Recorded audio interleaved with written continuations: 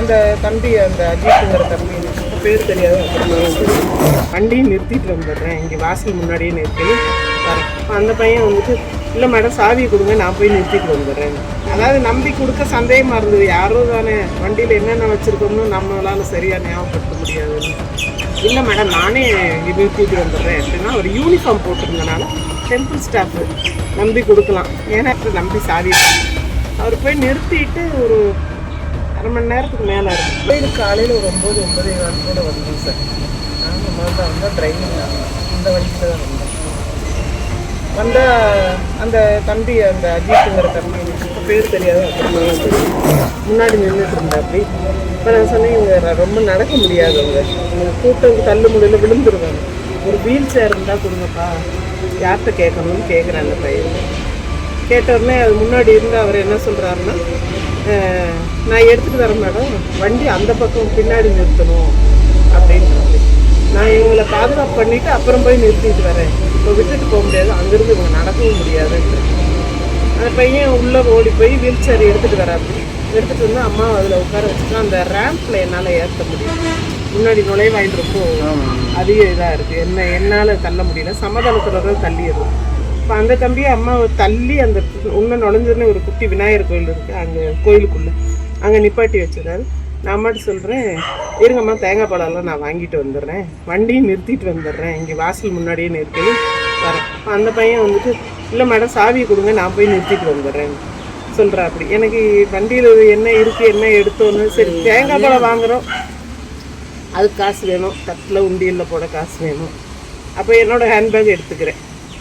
இவங்களோட ஹேண்ட்பேக் பின் சீட்டில் இருக்குது. எப்படின்னா ஒரு கட்டைப்பையில் கீழே பேக் வச்சுருக்காங்க, மேலே இவங்களோட துணிமணி. அன்றைக்கி ஆக்சுவலாக ஹாஸ்பிட்டல் போகிறதா தான் கிளம்பி போகிறோம். இவங்களுக்கு தலையில் வந்து ஸ்கேன் எடுக்கணும், அடிக்கடி தலை சுற்றுதுன்னு சொல்லிகிட்டே இருக்காங்க. ஸ்கேன் எடுக்கணும் டாக்டர் சொல்லி, ஸ்கல் ஸ்கேன். இவங்க செயின் 2 விலையில் 2 மோதிரம் சார். சரின்னு நேராக கோயிலுக்கு இருக்கோம். அன்றைக்கி ட்ரெஸ்ஸுமே நான் ஹாஸ்பிட்டல் போகிறோன்னு ஒரு சாதாரண ஒரு வீட்டுக்கு போடுற ட்ரெஸ் மாதிரி ஒன்று தான் போட்டு வந்துருந்தோம். கோயிலுக்கு வந்துட்டோம். அந்த தம்பி அந்த வீல் சேர் எடுத்துகிட்டு வந்து உட்கார வச்சுருக்காப்படி. அப்புறம் நான் வந்து கார் நானே நிறுத்துகிறேன்ப்பா அப்படின்னு, அதாவது நம்பி கொடுக்க சந்தேகமாக இருந்தது. யாரோ தானே வண்டியில் என்னென்ன வச்சுருக்கோம்னு நம்மளால் சரியாக ஞாபகப்படுத்த முடியாது. இல்லை மேடம் நானே நிறுத்திட்டு வந்துடுறேன் அப்படின்னா ஒரு யூனிஃபார்ம் போட்டிருந்தனால டெம்பிள் ஸ்டாஃபு நம்பி கொடுக்கலாம், ஏன்னா யாருன்னு கேட்டுக்கலாம்லன்னு சொல்லி நம்மளும் இவங்களையும் தனியாக ரொம்ப நேரம் உட்கார இப்படி சரிஞ்சிட்டாங்கன்னா என்ன பண்ணுறதுன்னு நான் என்ன பண்ணேன், அவர்கிட்ட நம்பி சாவியை அவர் போய் நிறுத்திட்டு ஒரு அரை மணி நேரத்துக்கு மேலே இருக்கும். நான் சொன்னேன் நான் தேங்காய் பழம் வாங்க போகிறேன், அம்மா உள்ளே உட்காந்துருக்காங்க, சாவியை கொடுத்துருங்கன்னு சொல்லிவிட்டு நான் முன்னாடி தேங்காய் பழம் எலுமிச்சை பழம்லாம் அங்கே யார்கிட்ட என்ன விலைன்னு கேட்டுட்டு நான் வாங்கி வர்றதுக்கே ஒரு அரை மணி நேரம் அப்படி ஆகிருக்கு. அம்மாட்ட வந்து சாவி கொடுத்துட்டாங்களா, நான் இப்போ தான்ப்பா கொடுத்தாங்க, ஏன் இவ்வளோ நேரம் ஆச்சுன்னு கேட்டாங்க. சரி பரவாயில்லம்மா கொடுங்க, சாமிக்கு சாவியை வச்சு எடுத்துக்கணும். அதையும் நான் அந்த தட்டில் தேங்காய் பழ தட்டில் சாவியை வாங்கி வச்சுட்டு ஒரு டெம்பிள் ஸ்டாஃப் இன்னொருத்தர் வந்தார். அவர் பெர்மனண்ட்டுன்னு சொன்னார், கொஞ்சம் குண்டாக சுத்தமாக. அவரது வண்டி தள்ள அவர் வந்தார். இல்லைங்க நானே தள்ளிக்கணும். இல்லைம்மா நான் வந்தால் கொஞ்சம் நீங்கள் சீக்கிரமாக உள்ளே போயிட்டு வந்துடலான்னு அவர் வந்து அம்மாவை உள்ளே போக வழி இல்லை, அந்த கம்பிகளுக்கு நடுவில் இவங்களை, அதனால் அவங்கள தனியாக உட்கார வச்சுட்டு என்னையை மட்டும் கூட்டிகிட்டு போய் அந்த அர்ச்சனை தட்டை கொடுத்து சாமிக்கு இதெல்லாம் முடிச்சுட்டு திரும்ப ரிட்டன் அம்மாட்ட வந்து சாவி கொடுத்துட்டாங்களா, நான் இப்போ தான்ப்பா கொடுத்தாங்க, ஏன் இவ்வளோ நேரம் ஆச்சுன்னு கேட்டாங்க. சரி பரவாயில்லம்மா கொடுங்க, சாமிக்கு சாவியை வச்சு எடுத்துக்கணும். அதையும் நான் அந்த தட்டில் தேங்காய் பழ தட்டில் சாவியை வாங்கி வச்சுட்டு ஒரு டெம்பிள் ஸ்டாஃப் இன்னொருத்தர் வந்தார். அவர் பெர்மனண்ட்டுன்னு சொன்னார், கொஞ்சம் குண்டாக சுத்தமாக. அவரது வண்டி தள்ள அவர் வந்தார்.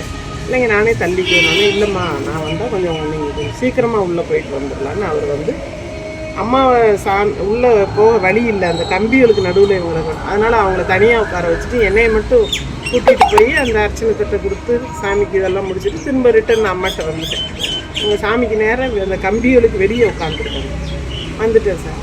வந்தால் அவர் ஒரு சுற்று பிரகாரம் சுற்றி வந்து சாமிக்கு நிறைய திரும்ப உட்கார வச்சுட்டு போகலாமாம்மான்றாரு. இல்லைங்க அவங்க கொஞ்சம் மனசளவில் கவலையாக இருக்காங்க, ஒரு மணி நேரம் கோயிலில் இருந்துட்டு போட்டு டைம் இருக்குது, நாங்கள் 9:30 வந்துட்டோம், அதனால் டைம் இருக்குல்ல அப்படின்னு சொல்லிட்டு என்ன பண்ணுறோம், உட்காடுறோம். அங்கே ஒரு 11 மணி வரைக்கும் கிட்டத்தட்ட அங்கேயே இருக்கும் சார்.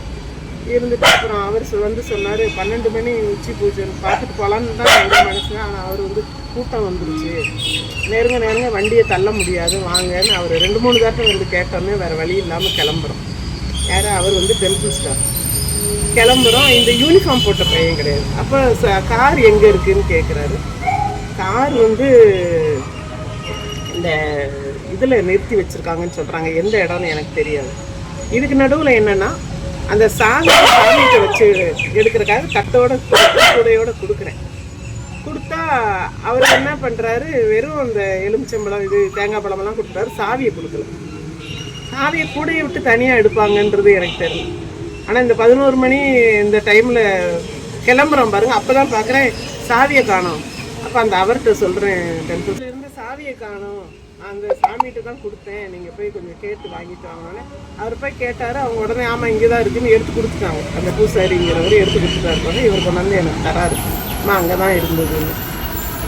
அதை வச்சுட்டு அப்புறம் திரும்ப என்ன ஆகுதுன்னா, இந்த ஒரு பையன்கிட்ட கொடுத்தோம் சார், யூனிஃபார்ம் போட்ட பையன், கொஞ்சம் உயரமாக கருப்பாக இருப்பான், அந்த பையன்கிட்ட தான் கொடுத்தேன், ஒரு ஒல்லியான ஒரு பையன்கிட்டன்னு சொன்னாங்க. இவர் எனக்கு தெரியுமான்னு ஃபோன் பண்ணி அந்த பையனை, இவங்க வர்றாங்க கிளம்ப போகிறாங்கப்பா, கார் எடுத்துகிட்டு வான்னு சொல்கிறாங்க. எடுத்துகிட்டு வான்னு சொன்னோடனே அந்த பையன் ஒரு கம்பி கேட்டு மாதிரி இருக்குது சார், அறநிலைத்துறை ஆஃபீஸ் பக்கத்தில் எங்களை கொண்டாந்து நிப்பாட்டிட்டு ஒரு கம்பி கேட்டு மாதிரி இருக்குது. அதில் வந்து சாவி என்கிட்ட வாங்கிட்டு போகிறான் அந்த பையன். சரி நான் கொடுத்துட்டு கொஞ்சம் சீக்கிரம் வாப்பா, ரொம்ப நேரம் அவங்கள உட்கார முடியாதுன்ற. நான் கொண்டு போனேன்னே அவன் அது வர்றதுக்குமே கொஞ்சம் லேட் ஆகிடுச்சு சார். இவங்க பசிக்குதுன்னாங்க, அங்கேயே ஒரு வேறு காலையில் சாப்பிடாமல் எங்கேயும் நிப்பாட்டாமல் வந்துட்டோம். புளியோதரை கோயில் இதே வாங்கி அவங்க வண்டி வரக்குள்ளே சாப்பிடுங்கம்மான்னு சொல்கிறேன், சாப்பிட்றாங்க.